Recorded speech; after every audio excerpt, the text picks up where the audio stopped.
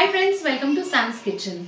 Friends, आज आहे शुक्रवार, म्हणजेच काय तर टिफिन स्पेशल भाजीची रेसिपी आज दाखवणार आहे, ती पण शेवटची म्हणजे चौथी।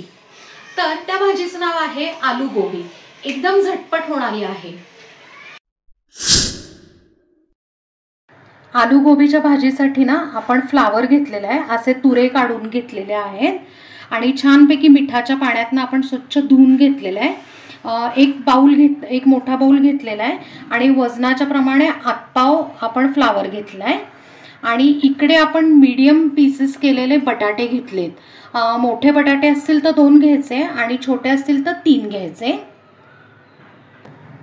आता एका पातेल्यात ना आपण हे बटाट्याचे तुकडे टाकून घेऊया, फ्लावरचे तुकडे, त्यात अर्धा चमचा हळद, अगदी पाव चमचा मीठ आणि आता ही भाजी बुडेल इतपत आपण पाणी घालून घ्यायचंय। आता आपण ही भाजी आहे ना छानपैकी वाफवून घेऊयात, म्हणजे शिजली पाहिजे ही। फ्लावर आणि बटाटा आपण छानपैकी शिजवून घेतलेला आहे।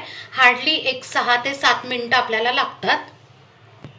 आता आपण एका चाळणीवर हा सगळा काढून घेऊ, म्हणजे ह्याचं पाणी पूर्ण निघून जाईल।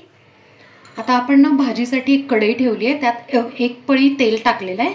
त्यात आता आपण आहे ना जिरे टाकून घेऊया, पाव चमचा हिंग, 1 ते 1.5 चमचा आलं आणि लसणाची पेस्ट। आता आपण अगदी 30 सेकंद फ्राय करू, म्हणजे ह्याचा कच्चेपणा जो आहे ना तो सगळा निघून जाईल। आता ह्याचा कच्चेपणा गेलेला आहे। हे जे चाळणीत आपण काढलेलं शिजवलेलं फ्लावर आणि बटाटा हे सगळं आपण ह्याच्यात टाकून घेऊया। आता आपण आधी हे सगळं ना मिक्स करून घेऊया।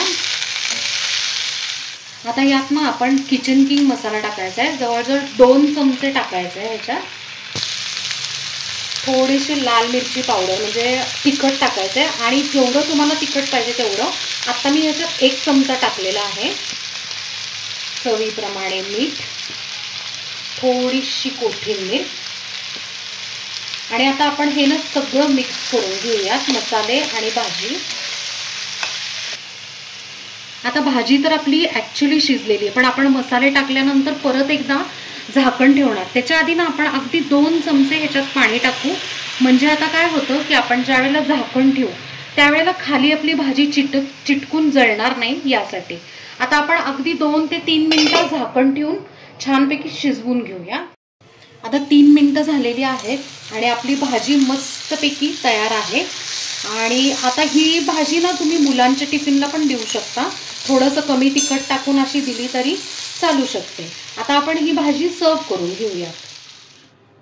तर फ्रेंड्स, टिफिन स्पेशल मस्त अशी चटपटीत आलू गोबीची भाजी तयार आहे आणि आपण ती सर्व केली आहे। सर्व करताना फ्रेश अशी मस्त कोथिंबीर चिरून त्याच्यावर टाकलेली आहे। तर फ्रेंड्स, कशी वाटली तुम्हाला ही भाजीची रेसिपी? आहे ना एकदम वेगळी आणि झटपट होणारी आहे। थोडंसं मील प्लॅनिंग म्हणजे तुम्ही काय करू शकता की आदल्या दिवशी भाज्या आपण ना हळदीच्या पाण्यात उकळून ठेवल्या होत्या हळदीमध्ये, तर तसं तुम्ही करू शकता। किंवा अगदी झटपट करायचे असेल तर मग तुम्ही डायरेक्ट कुकरला लावून 1 शिट्टी पण काढू शकता, म्हणजे परफेक्ट शिजते। तर तुम्ही पण नक्की करून बघा आणि मला कमेंट्समध्ये सांगा। आपल्या चॅनलला सबस्क्राईब करा, लाईक करा, शेअर करा आणि कमेंट करा। थँक्यू।